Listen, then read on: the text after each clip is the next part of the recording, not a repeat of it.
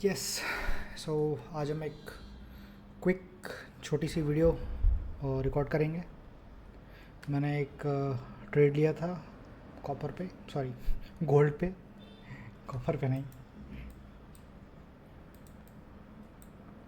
So normally जब भी मुझे ट्रेड लेना होता है, मैं जो है दो तीन चार्ट्स को कंपेयर करता हूँ। तो मैं बताता हूँ, मैंने ये एक नॉर्मल सा डेमो ट्रेड था, ये रियल ट्रेड नहीं था। क्योंकि मैं पहली बार गोल्ड ट्रेड कर रहा था, I wanted to be thorough. But मैंने बिल्कुल वही स्ट्रैटी यूज़ करी है जो मैं नैस्डैक में ट्रेड करते टाइम करता हूँ। और सो इसलिए मेरे लिए बड़ा ही आसान था ये ट्रेड लेके एग्जीक्यूट कर लेना सही से। मैं थोड़ा सा गो थ्रू करूँगा, समझाऊँगा कि मैंने क्या किया और कैसे किया। So let me check if everything is good and recording. Yes it is. सो मैं कुछ चीज़ें देखता हूँ जो कि मुझे चाहिए होती हैं एक ट्रेडिंग सेटअप में। कुछ चीज़ें हमेशा होनी चाहिए तभी मैं ट्रेड लूँगा। पहली चीज़ और सबसे इम्पॉर्टेंट चीज़, right time. Because time is more important than price.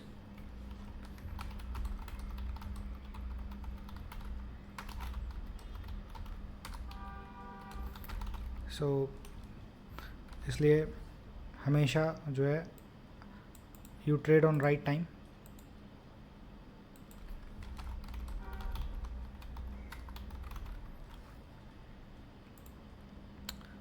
When जब टाइम मिल गया उसके बाद आप क्या करोगे, देन आप प्राइस को देखोगे।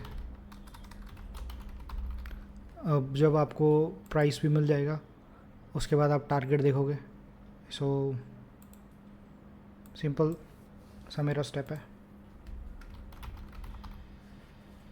सो बस मैं यही फॉलो करता हूँ, बहुत सिंपल स्ट्रैटेजी है मेरी।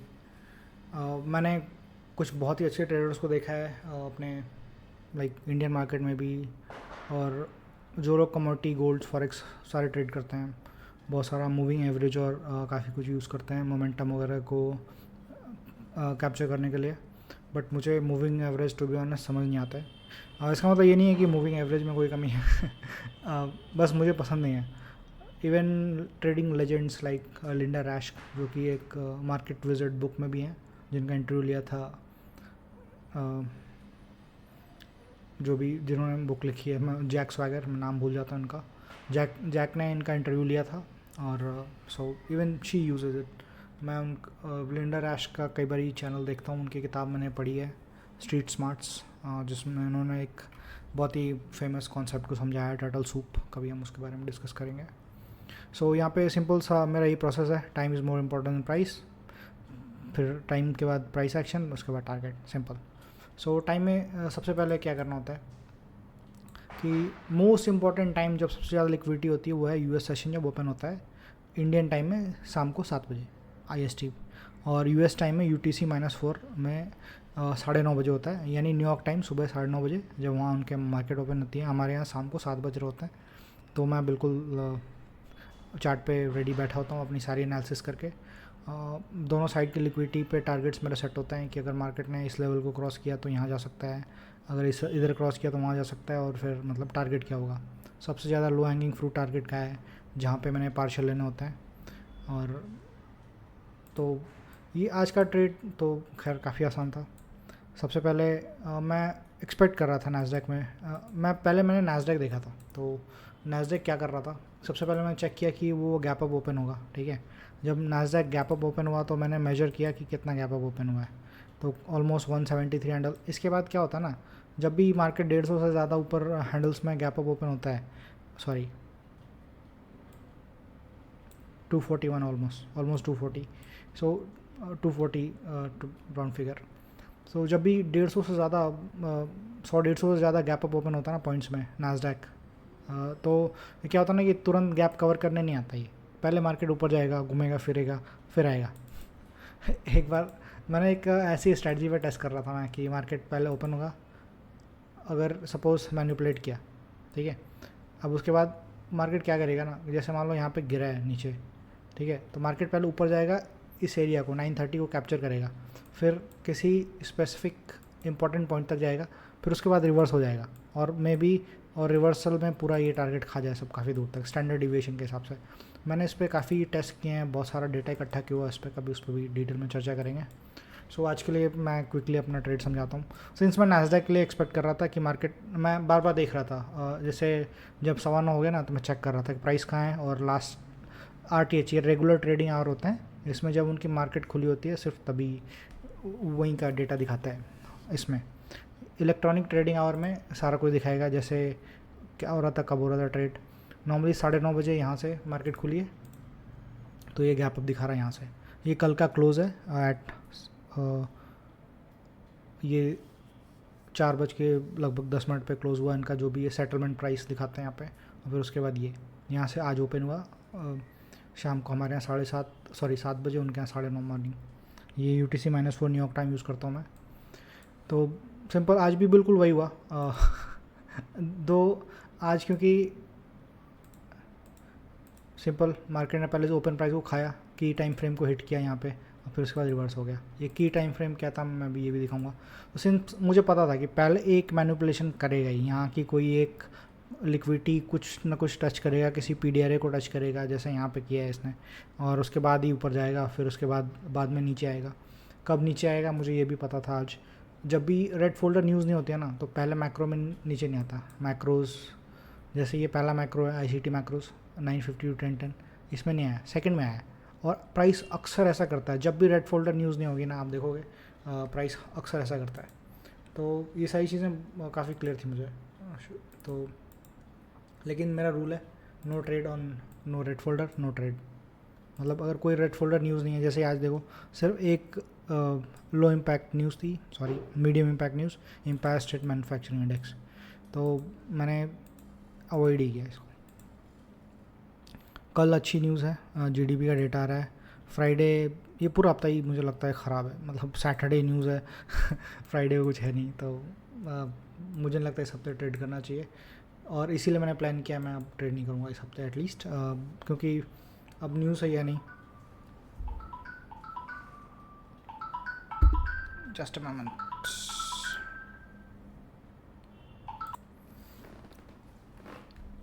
Yes, so I forgot where we were, sorry for the pause. तो सिंपल यही मैं कॉन्सेप्ट देख रहा था। मार्केट ओपन हुई, इसने एक जूता स्विंग बनाई, मतलब फेक मूव दिया, उसके बाद ऊपर गई रियल मूव, एंड देन उसके बाद अपने टाइम पे रिवर्स हो गई। आज मतलब मुझे पूरा आइडिया था कि मार्केट ऐसा ही कुछ करने वाली है, because this is the pattern that repeats. मतलब मार्केट इस चीज़ को इतना बार रिपीट करती है कि मतलब देख के मैं मतलब अब खुश हो जाता हूँ। बट आज मुझे 1 सेकंड के लिए रिग्रेट हुआ था कि मैंने ट्रेड नहीं किया, क्योंकि बिल्कुल ये पैटर्न कुछ नया नहीं है, बिल्कुल इट्स लाइक अ ब्लूप्रिंट जो कि है मेरे पास। जैसा कि मैंने बताया ना कि नो न्यूज़ के दिन ऐसा करेगी, पहले मैक्रो में यहाँ पे किसी इंपॉर्टेंट टाइम को हिट करेगी और सारे PDRS को थोड़ा सा छेड़ेगी तो उधर, फिर उसके बाद सेकंड मैक्रो में वापस रिट्रेसमेंट मारेगी। और ये देखो रिट्रेसमेंट में कहाँ हुआ है, ये जो मैनिपुलेशन लेग दिया था ना उसको टच किया गया, फिर रिवर्स हो रही है। ये बड़ा ही बहुत नॉर्मल सा पैटर्न है, आप अगर स्टडी करोगे ना आप देखोगे कि अक्सर मार्केट ऐसा करती है नैस्डैक में। बट जैसा कि मैंने बताया कि आज कोई रेड फोल्डर न्यूज़ नहीं थी। आई मीन ये एक ख़राब आदत होती है ना, अगर रेड फोल्डर न्यूज़ के दिन आप ट्रेड कर रहे हो तो एक बुरी आदत है ये, और ये पूरा हफ्ता ही मुझे बकवास लग रहा है सही बताऊँ तो। जैसे एक दिन ट्यूसडे को न्यूज़ थी, मंडे न्यूज़ नहीं थी, वेंसडे न्यूज़ नहीं होना मुझे अच्छा नहीं लगता सही बताऊँ तो, because Wednesdays are the best trading days. Wednesday जो है सबसे अच्छा दिन होता है ट्रेड करने के लिए। इसका भी एक रीज़न है, मैं बताऊँगा। और फिर थर्सडे को न्यूज़ है, कल का दिन ट्रेड कर सकते हैं, लेकिन 11:30 बजे दिन में सिर्फ ये लंदन सेशन में न्यूज़ है। US सेशन भी ऐसा ही रहेगा जैसे ही आज का सेशन है ना, और जिस दिन ये स्पीक करते हैं मैं उस दिन ट्रेड नहीं करता हूँ। सिंपल मेरा पूरा बैक टेस्टेड डेटा है, जब भी ये लोग बकवास करते हैं आके मेरी ट्रेड्स ख़राब हो जाती हैं। एज अ बिगनर मेरी बहुत ज़्यादा ख़राब होती थी, अभी फ़िलहाल थोड़ी ठीक है, पहले से बेहतर है। और ये सैटरडे को न्यूज़ है यार, क्या ये हद होती है। मंडे ट्रेड कर सकते हो आप, नेक्स्ट मंडे इसके चक्कर में, क्योंकि देखो मंडे सिंस न्यूज़ नहीं है, बट सैटरडे के चक्कर में कुछ तो होगा। और यहाँ पे ट्यूसडे न्यूज़ है, तो जैसे ही आज का प्राइस एक्शन है मार्केट वही करेगा, 9:30 मैनिपुलेशन और फिर बाकी चीज़ें। वेंसडे को सीपीआई जीबीपी में है तो भी कोई दिक्कत नहीं है, लंदन सेशन बहुत अच्छा होगा इस दिन, मतलब सीपीआई के बाद। थर्सडे को तो wow, non farm employment okay, tentative है, आजकल गवर्नमेंट शटडाउन है, पता नहीं डेटा रिलीज़ करेंगे कि नहीं। सो बाकी चीज़ें हम देखेंगे। और जब इतने सारे रेड फोल्डर होते हैं तो फिर भाई मतलब दिमाग की दही हो जाती है। सो फिर इस पे अच्छा सारी न्यूज़ जो है यूरो और जीबीपी में, यानी लंदन सेशन बहुत वाइल्ड होगा और यूएस सेशन भी काफ़ी अच्छा होगा, क्योंकि उनके यहाँ के हिसाब से 9:45 न्यूज़ है। तो ये फ्राइडे बहुत अच्छा जाएगा, स्ट्रॉन्ग रिवर्सल या स्ट्रॉन्ग कंटिन्यूशन देखने को मिलेगा इस दिन फ्राइडे को फॉर श्योर। हाँ तो मैं आया तो सिंपल एक अपना गोल्ड ट्रेड रिकॉर्ड करने और मैं ये सब रिकॉर्ड कर रहा हूँ। हाँ कहाँ, ये रहा। तो सिंपल आज यही हुआ, 9:30 जब मार्केट ओपन हुआ यहाँ पे, ये 9:30, ये लाइन 9:30 की है यहाँ पे। 9:30 ओपन हुआ और जैसे ही ओपन होता है प्राइस ने क्या किया, मैनिपुलेट किया नीचे को। गोल्ड, ये गोल्ड है लेकिन हर एक जितने भी ये क्या कहते हैं एसेट्स है ना, सारे लगभग एक पैटर्न फॉलो करते हैं एक टाइम पे। ये मैनिपुलेट किया तभी मैं समझ गया कि अगर यहाँ पे मुझे एसएमटी मिल जाती है तो मैं एक ऊपर को ट्रेड ले सकता हूँ। और ये टारगेट एकदम लाइक रखा हुआ था, इनवाइट कर रहा था। ये जो मैं बताता हूँ,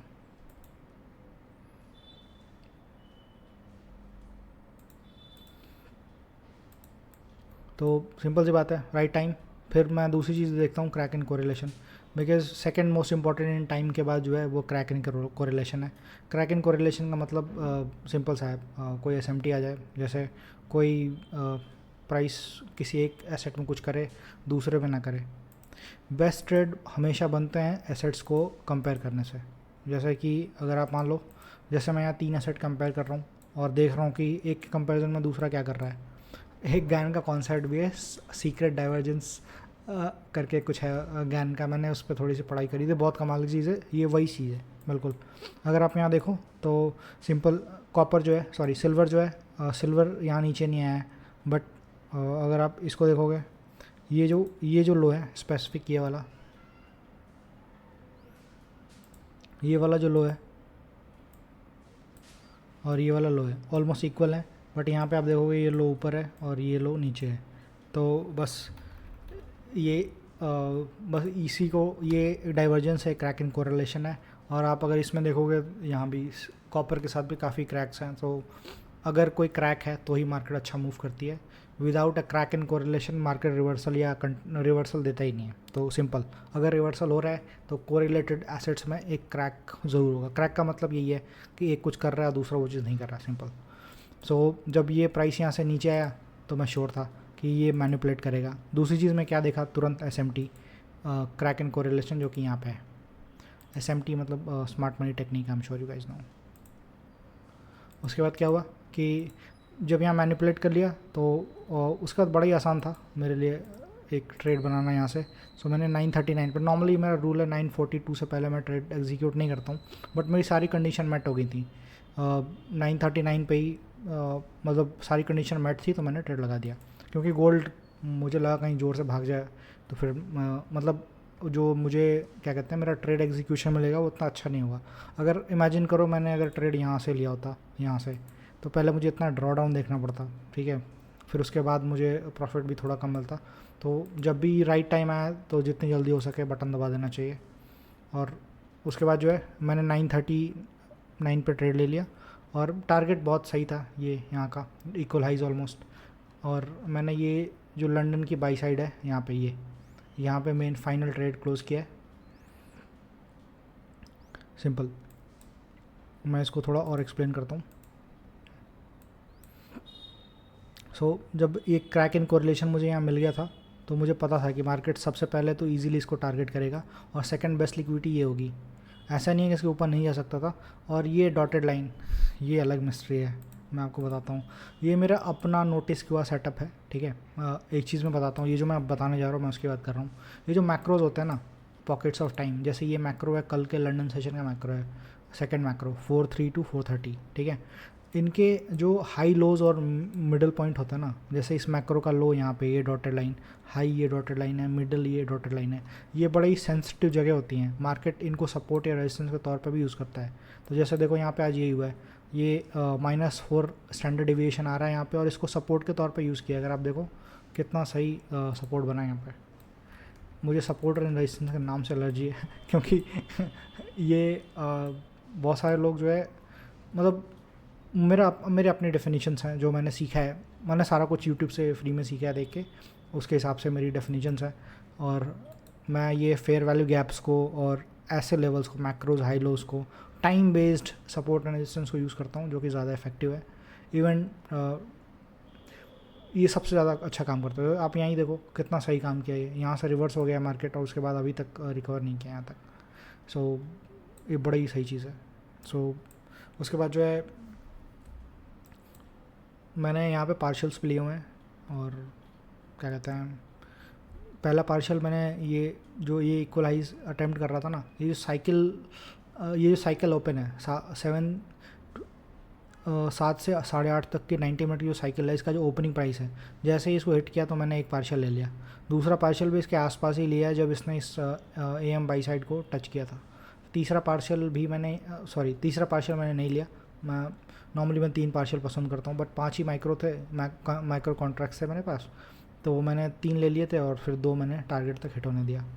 इस पर मेरे पास एक वीडियो भी है, मैं उसको फास्ट फॉरवर्ड करके ऐड कर दूँगा इस वीडियो के लास्ट में, फिर आप देखना। और बस यही था इसमें, सिंपल सा ट्रेड था, मैंने सारे कॉन्सेप्ट फॉलो किए, मेरे कंडीशंस मेट थे। So always remember, right time, crack, then target में स्टैंडर्ड डिविएशन या लिक्विडिटी टारगेट कर सकते हो, मैं दोनों करता हूँ, जो पास में दिख जाए। फॉर्मूला ये रहता है। सो आज के लिए इतना यहीं पर क्लोज करता हूँ, बाकी फिर वीडियो बनाऊँगा। ये चैनल पर शायद पहली वीडियो होगी अपने हिसाब की, बाकी देखते हैं।